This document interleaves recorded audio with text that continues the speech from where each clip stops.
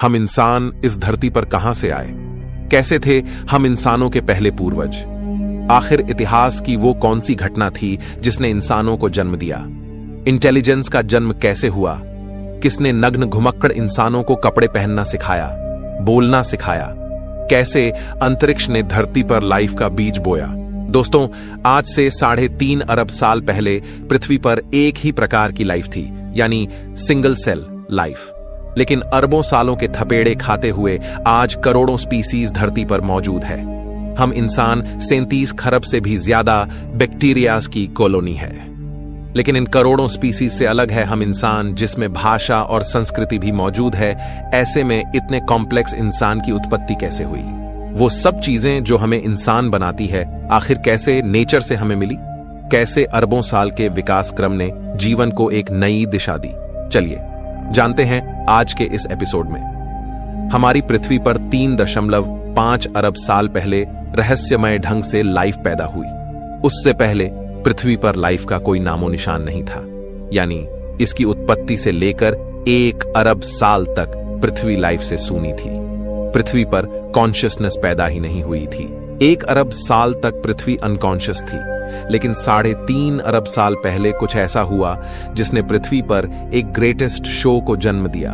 उस शो का नाम है एवोल्यूशन। जब से लाइफ पैदा हुई तब से लेकर अब तक प्राकृतिक आपदाएं हमेशा से लाइफ की दुश्मन बनी रहीं, और यही कारण है कि 5 बार प्रलय ने लाइफ को खत्म करने की कोशिश की, लेकिन लाइफ हमेशा सरवाइव करती गई। न सिर्फ सरवाइव, बल्कि कॉम्प्लेक्स फॉर्म में विविध प्रकार के जानवर धरती पर पैदा होते चले गए।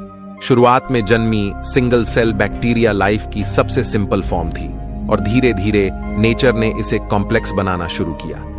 अरबों सालों में लाइफ समुद्र से भूमि पर और भूमि से आसमान में कदम रखने लगी। इन अरबों सालों में इंसान का कोई नामो निशान नहीं था। आज से 65 मिलियन साल पहले डायनासोर्स जैसी प्रजाति का भी अंत हो गया था। डायनासोर्स के युग का अंत होने के बाद अब धरती पर मैमल्स का राज होना बाकी था। मैमलियंस धरती पर मौजूद सभी स्तनधारियों और इंसानों के पूर्वज थे, जो साइज में चूहे के जितने छोटे थे।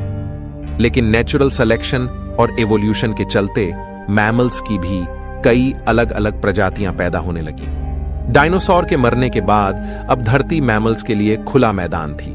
जो मेमल्स डायनासोर के डर से बिलों में छुप कर रहते थे, वे अब बेखौफ घूम सकते थे। अब वे दिन दहाड़े एक नए एनवायरनमेंट में रहने लगे। अब मैमल्स ने अपनी आजादी का फायदा उठाकर अलग अलग वातावरण में रहना शुरू किया। इस वजह से नेचुरल सिलेक्शन के चलते मैमल्स भी कई प्रकार के जीवों में विकसित होने लगे। लेकिन दोस्तों, डायनासोर अभी पूरी तरह नहीं मरे थे, बल्कि उड़ने वाले डायनासोर की कई प्रजातियां अभी भी सरवाइव कर गई थीं। पर बदलते मौसम और वातावरण की वजह से वे भी धीरे धीरे बर्ड्स में इवॉल्व करने लगे। इन मैमल्स को विचित्र प्रकार के जीवों में तब्दील होने में अगले करोड़ों साल लगे, जहां मैमल्स इवॉल्व होते होते प्राइमेट में तब्दील हुए। इन्हीं प्राइमेट्स से आगे चलकर इंसान की उत्पत्ति होनी थी। आमतौर पर हम प्राकृतिक घटनाओं से डरते हैं, लेकिन आज से 70 लाख साल पहले एक ऐसी प्राकृतिक घटना हुई जिसके लिए हम प्रकृति के शुक्रगुजार हैं, क्योंकि आइस एज की उस घटना ने इन प्राइमेट को मजबूर किया अपने पैरों पर खड़े होने के लिए। यह पहला कदम था इंसान की उत्पत्ति की ओर। इसी के साथ उस समय अफ्रीका में पैदा हुए ऊंचे ऊंचे पहाड़ों की वजह से अफ्रीका के उमस भरे जंगल धीरे धीरे सूखे और ठंडे पड़ने लगे। ऐसे में पेड़ों पर कूदने फांदने वाले प्राइमेट्स के लिए एक बड़ी परेशानी हो गई। अब बड़े पेड़ों की तादाद कम होने लगी और उनकी जगह घास ने ले ली। अब नेचर के इस खेल ने इन प्राइमेट को मजबूर किया कि वे 2 पैरों पर चले, ताकि वे दूर तक देख पाएं और खाने की तलाश कर पाएं। दोस्तों, इस वजह से जो प्रजाति बंदरों से अलग हुई वो थी होमिनिड्स। यहां से नेचर ने इंसानियत का बीज बोना शुरू कर दिया था, लेकिन इसकी फसल उगने में अगले 70 लाख साल बाकी थे। होमिनिड्स के अलग होने पर सबसे पहले इवॉल्व होने वाली स्पीसीज का नाम था सहेलांथ्रोपस। इन्हें देखकर बंदरों जैसी ही फीलिंग आती थी, लेकिन बदलते एनवायरनमेंट ने इस फीलिंग को भी बदल दिया। अगले कई मिलियन सालों में सहेलांथ्रोपस पेड़ की शाखाओं की तरह अलग अलग ब्रांचेस में इवॉल्व हुए, जैसे आर्डिपिथेक्स, ऑस्ट्रेलोपिथेक्स, पैरांथ्रोप्स और अंत में फाइनली होमो, जो लगभग 24 लाख साल पहले उत्पन्न हुए थे। पर इन मिलियन सालों के विकास क्रम में जीवन के इस पेड़ की बाकी सभी शाखाएं टूट गई यानी एक्सटिंक्ट हो गई, और बची एक शाखा यानी होमो, यानी जिससे हम निकलने वाले थे। समय के साथ इनका दिमाग भी बड़ा हो रहा था। 30 लाख साल पहले ऑस्ट्रेलोपिथेकस ही इंसानों की वो पहली स्पीसीज थी जिसने पत्थरों को काटकर हथियार की तरह इस्तेमाल करना सीखा। इसी वजह से ये शिकार में काफी होशियार थे। मांस खाने की वजह से इन्हें सभी न्यूट्रिएंट्स की पूर्ति होने लगी, और यह एक मुख्य कारण बना इनकी इंटेलिजेंस के बढ़ने का, क्योंकि अब इनके दिमाग का साइज बढ़ने लगा। इस तरह आज से तकरीबन 20 लाख साल पहले होमो जीनस की उत्पत्ति हुई, और इस जीनस की पहली स्पीसी थी होमो हैबिलिस यानी हैंडीमैन, जिसने पत्थर के औजारों को और मॉडिफाई किया। वहीं होमो जीन्स में एक और स्पीसी पैदा हो रही थी, वह थी होमो इरेक्टस, जो आज से करीब 18 लाख साल पहले अस्तित्व में आए।